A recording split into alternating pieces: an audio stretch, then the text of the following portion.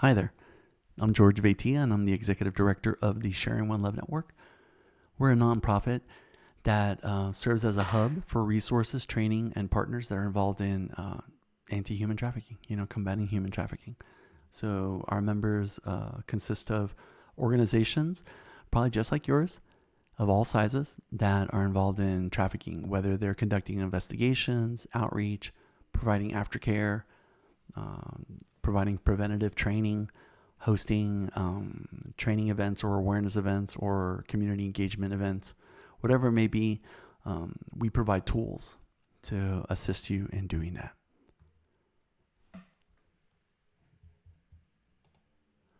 So the Sharing One Love Network serves as a platform for collaboration. We're a network because we understand and believe that no single individual or organization can provide 100% of the needs for any single trafficking victim, much less a group or a region. So we encourage collaboration, transparency, standards, so that we can quickly respond to the ever-evolving and changing needs and urgent of our clients. And what I mean by our clients is that any client of yours, we consider a client of ours. And that doesn't mean we're ripping into your private data. It's just a matter of, it's a sense of partnership and support that we provide to each of our members. So you're never alone out there. Okay. We're with you from the first step and onward. We're going to assist you in focusing on identifying, rescuing, and restoring lives, okay, that are vulnerable to exploitation and abuse. If you have served in this field for any length of time, you understand that not everyone that you assist is a certified victim of human trafficking. That's a very high bar to achieve, and often it merits a court case or some type of prosecution. And unfortunately, less than 1% of victims, really get to tell their story, much less get a day in court, and even less get a guilty verdict or any type of restitution. So we focus on these areas that are achievable.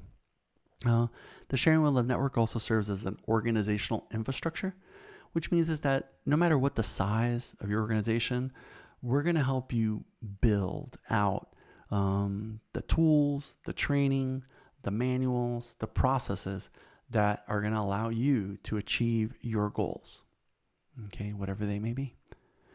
And we also allow these frontline responders. What's a frontline responder? An investigator, a lawyer, a doctor, a therapist, a case manager, a local advocate.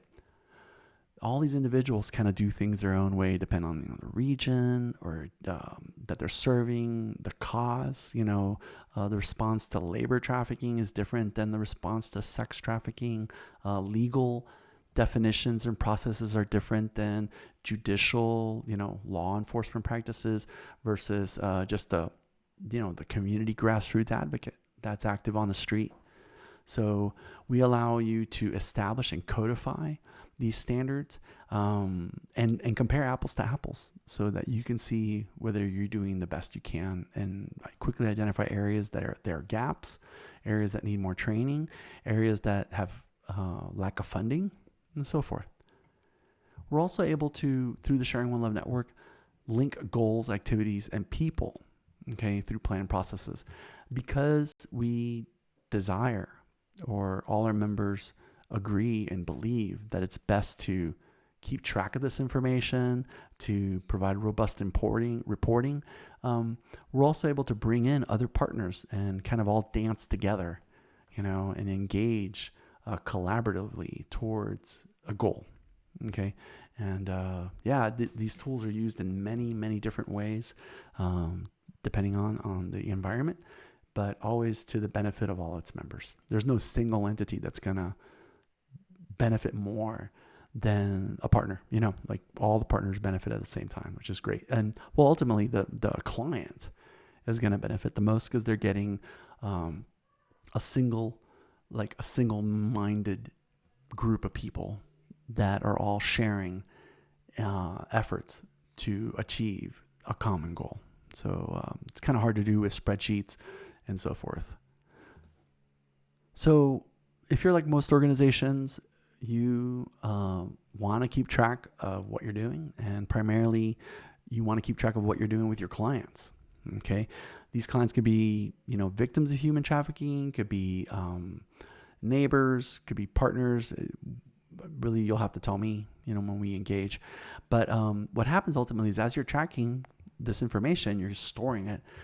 Each organization kind of becomes its own silo. They're tracking information their own way. It could be a notebook, could be some type of modified database, a spreadsheet. People get creative. Some people just use their phone to keep track of what they're doing. And ultimately, this becomes an individual silo for each individual member, each organization, each region. And it's kind of hard to share this information across, all the partners. And as you understand, when we're responding to human trafficking, to the needs of a human trafficking victim, you need to reach out for help.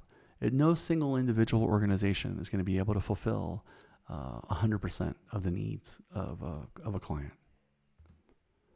So, like most organizations, you're going to start you're already using a spreadsheet or a lot of spreadsheets. And that's awesome. A spreadsheet's going to provide a definitive single point of contact, collection point of vital information. It helps you identify what information you want to track. Like some things are easy, like name, phone number, address. Other things are harder to identify, like nationality, age, previous work history, previous exposure to human trafficking incidents, stuff like that. But, if it's in a spreadsheet, you can easily generate graphs. It's sortable, you can filter, but it also has its limitations. If there's more than one user putting information into that system, into that spreadsheet, it's hard to maintain standards. It's hard to standardize how the information is entered, what type of information is entered in any specific column. You're kind of limited on your reporting. Like you pretty much have to extrapolate or filter through your spreadsheet in order to get some accurate information. And you don't even know the accuracy of the information because there's no way to kind of track when was the last time this record was updated, unless you're actually tracking that date in a column. So there's some limits. If some previously entered data is changed, there's no way to know what it was before. Or to revert to previous information. Sometimes that's necessary. It's hard to ascertain if you're making progress at a glance. Like again, it takes some work. You often need to hire someone that specializes in providing reports, like a grant writer or some type of external consultant. Oops, sorry about that. And if you're like most organizations, you have more than one spreadsheet.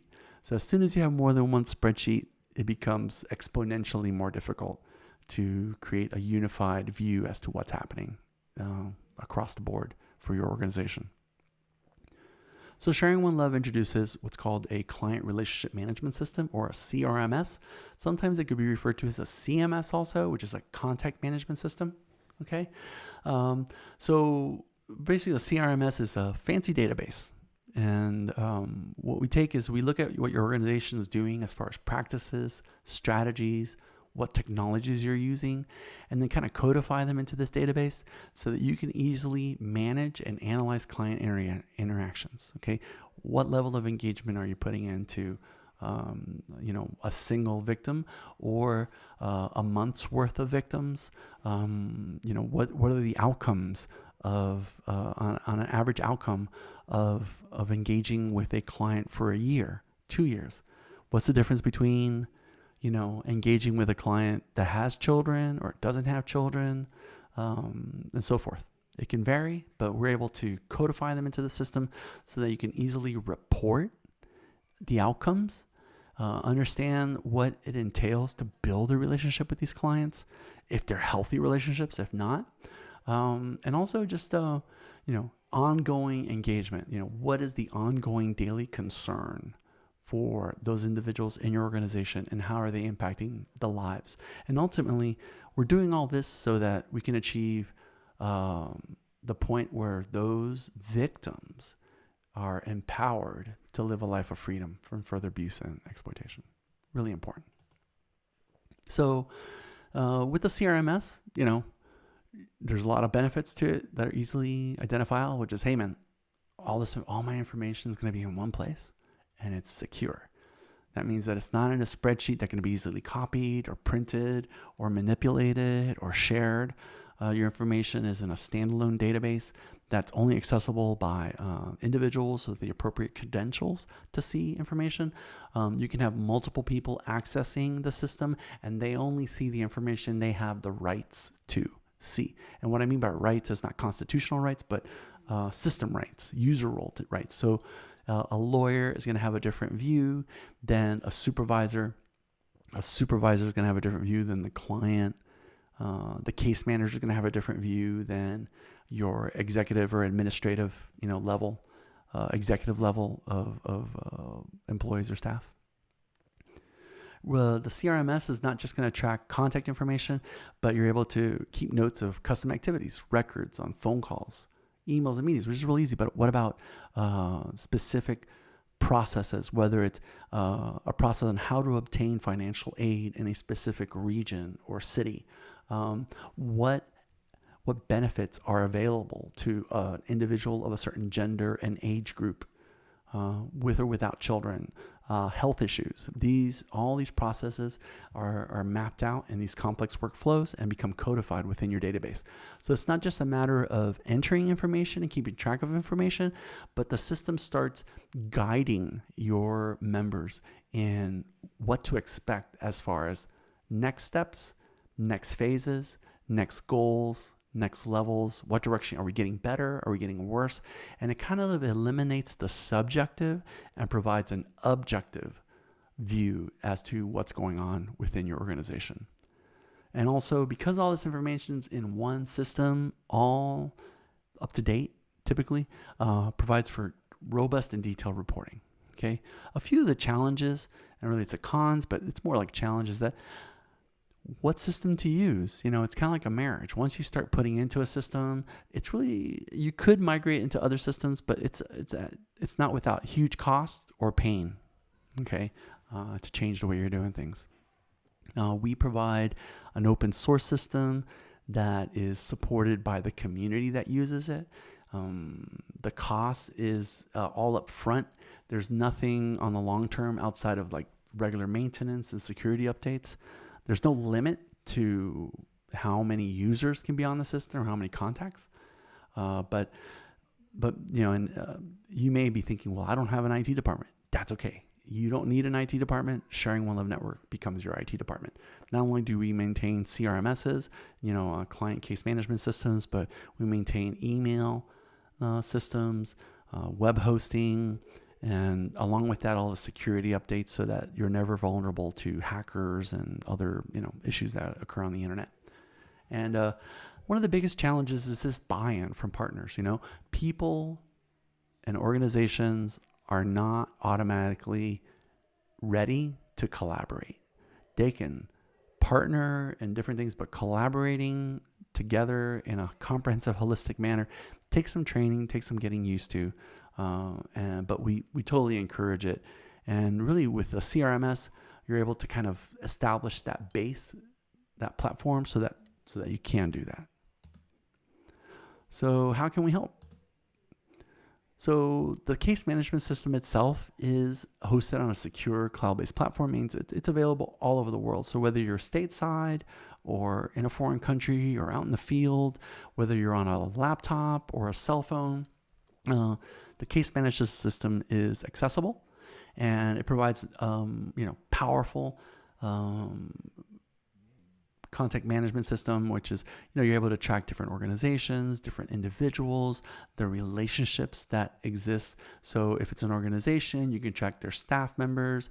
If it's a client, you can track their household, their children, their parents, their emergency contacts, and so forth.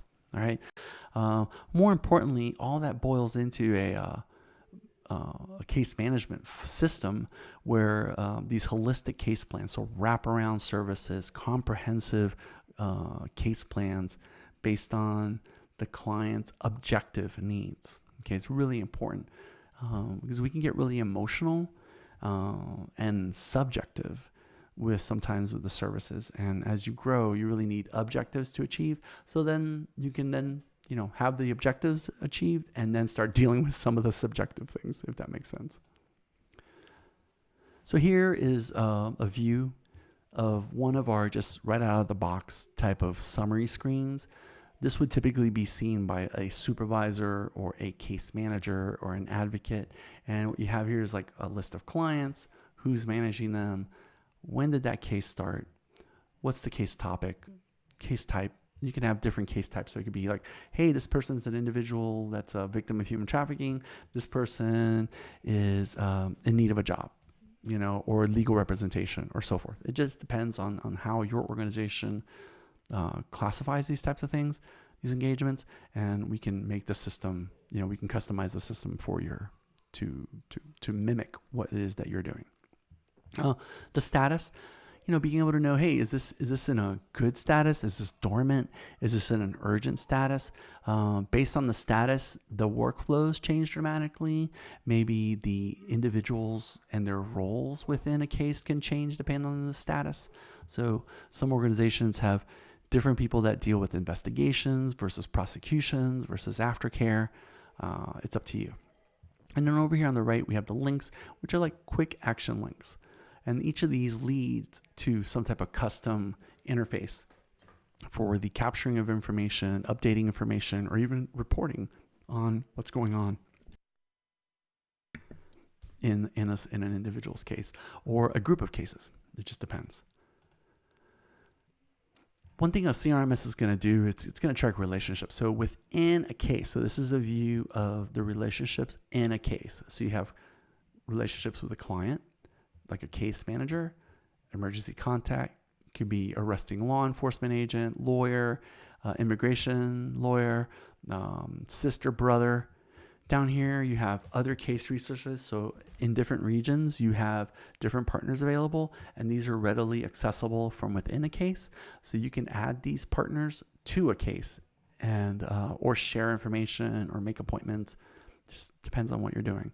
So for example, if you have an obstetrician, a doula, a lawyer, an investigator, a special therapist, they can all be listed here. They're not necessarily part of a case, but they can be added, or they can be listed as case resources depending on the type of case or the status of a case. Okay. Within the case, you're also able to track what activities are going on, the date, who did them, how long it took, is it completed, is it scheduled. All this is able to be displayed on a calendar with the individuals assigned. When an activity is assigned, like we can program the system to inform Suzette via text or via email that she has a November 2nd appointment, to make a note, so forth.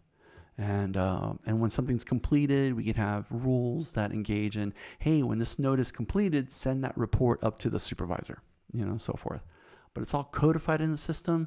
So the CRMS is proactively presenting this information to your partners as opposed to forcing them to look it out or seek it or sift through tons of information to find that one little piece of information that they're looking for. And also, like you see here, like when this was printed, it was back in 2018 when I did this slideshow, but it was past. It was like, beyond October. It was like in November, and this hadn't happened. So it was red, telling you, hey, this didn't happen. It was scheduled to happen. It didn't happen. And you can have reports. You can have notifications that come up and say, hey, by the way, Suzette, you were assigned this, October 26th. This is October 28th. Do you mind updating this now? Stuff like that. So allows you to keep up-to-date information in the system. So then you can create up-to-date reporting. Here is a view of like a typical contact screen for an individual. Okay. Each of these fields are fully customizable. All right. So you can track just, employer, phone number, address. Here you have different tabs that you can go to. One cool thing about a CRMS is it keeps a change log. So, you can keep a history of all the previous addresses, all the previous phone numbers, any demographic information like this. These are all custom fields that are part of that contact summary screen that are available either to individuals or a group. This is all controllable by ACL. So it's like access control levels. So an individual that's a supervisor can see a lot of things, but individual case managers can only see information on their own cases and so forth. Also through the CRMS, we're able to create custom forms to collect information. So this is like an example of human trafficking victim intake form. Okay, so basic information like contact information, names, some more detailed information on like health and so forth. The cool thing about this is that unlike a spreadsheet where all the columns are displayed all the time, these intake forms or these customized forms use conditional logic. So if a contact has a pregnancy or a health issue or a mental health issue or any of these things, if they click yes, it opens up other questions that otherwise wouldn't appear. So if the person had selected no, then you move on to the next question. But if someone selects yes, then it's going to change the status of the case that's open. It might change the people, the individuals that are assigned roles within a case. Who gets sent this information once it's submitted.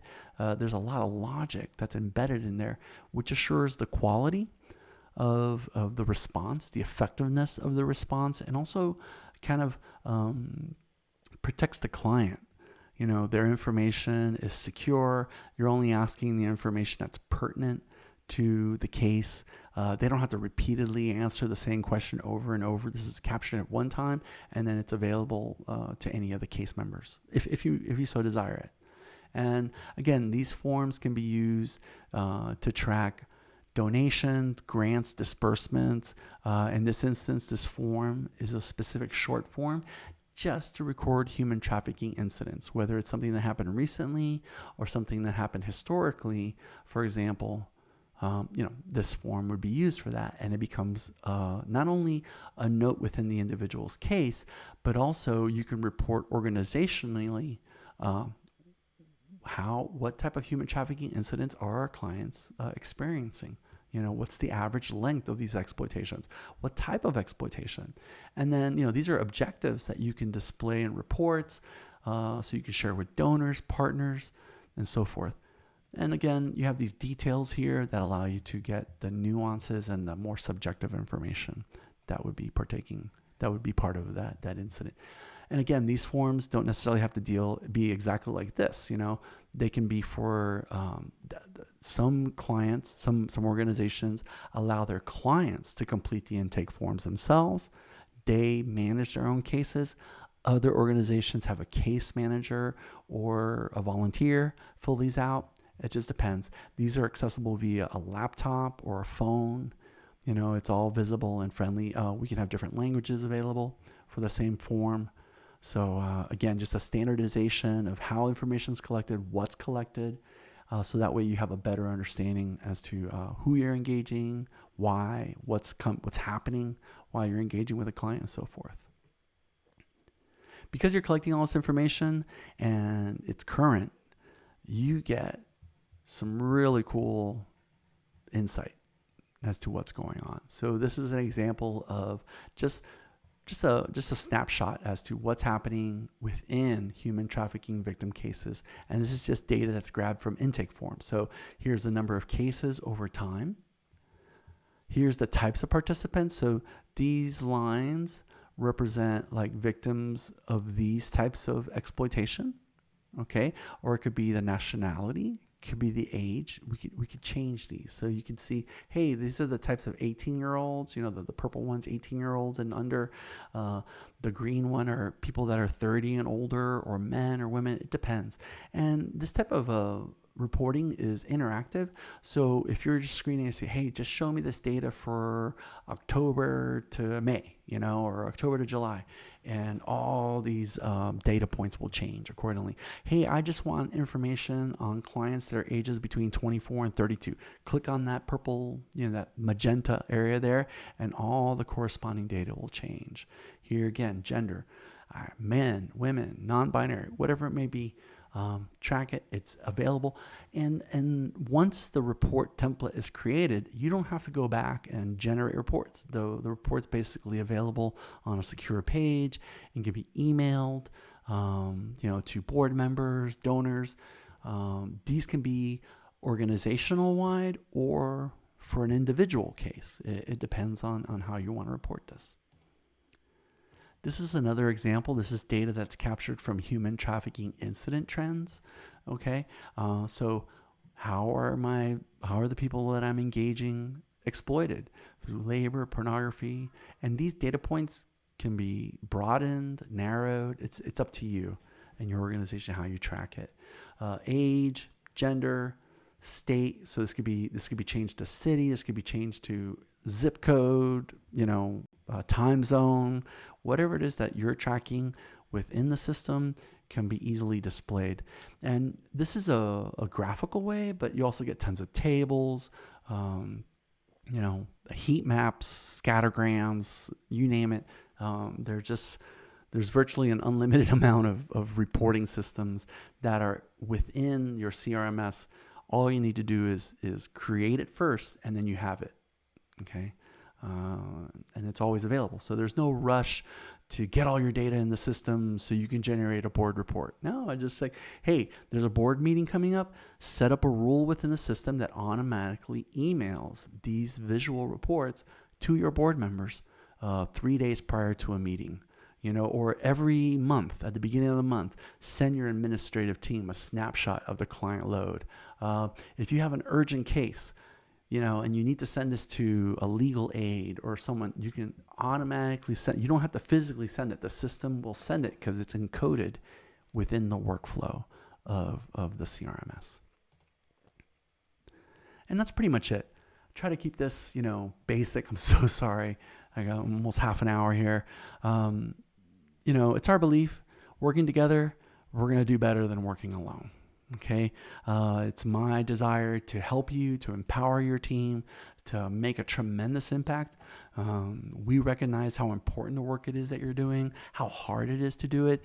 And we want to alleviate you of the pitfalls, shortcomings, and really just empower you to be the best you can, as an organization, as a brother, sister in Christ, serving out there in the community.